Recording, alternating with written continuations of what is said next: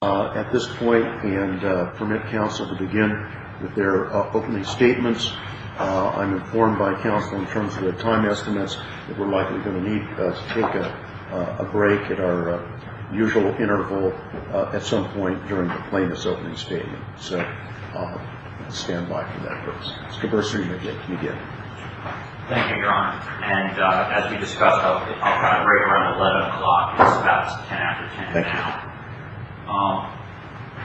Good morning, everyone. I'm sure everyone remembers me from yesterday, but again, I'm Scott Bursor. I am one of the lawyers for the plaintiffs, and I'm going to be presenting a case for Mr. Thomason on behalf of the class. And as the judge said, this is my one chance before we start putting on the evidence to explain where all the pieces fit together, because we have to present evidence witness by witness, and it comes in out of order, and sometimes the significance of a particular witness's testimony can't be appreciated just in a vacuum.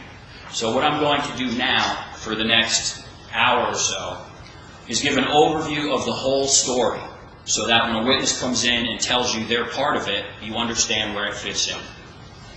And the first thing I want to do is to explain that this case is not about a product that didn't work.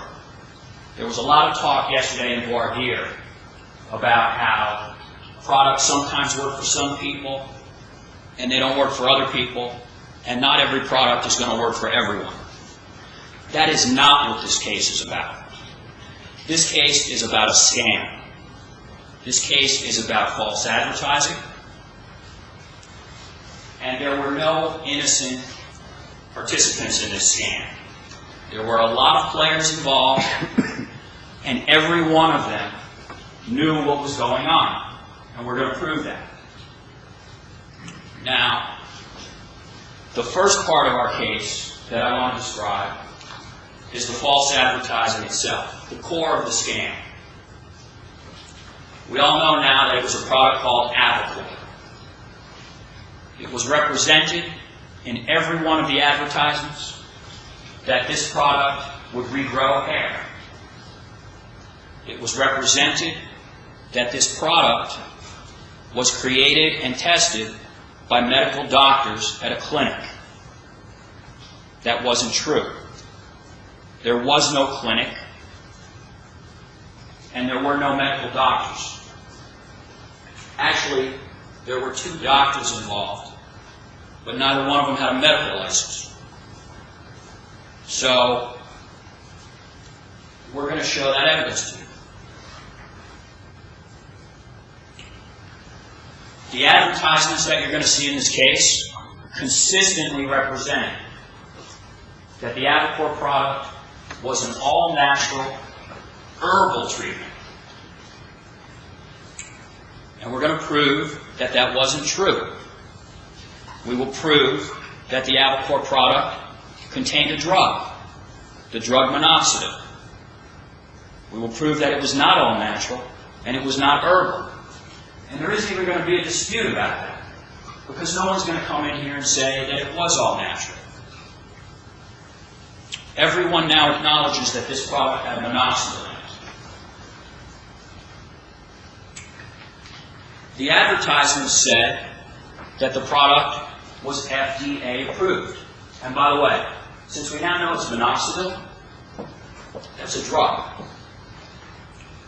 It's illegal to sell it in the United States unless it's approved by the FDA. So not only was the advertising false, we're going to prove that the product was illegal. Every sale of it violated the law. It was illegal to sell this drug. But you're going to see advertisements, and I'm going to play one of them for you in a moment, that says the drug was FDA approved.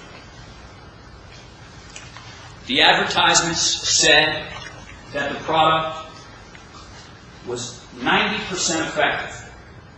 It doesn't work for everyone, but we did a clinical trial. Our doctors, medical doctors, did a clinical trial at our medical center.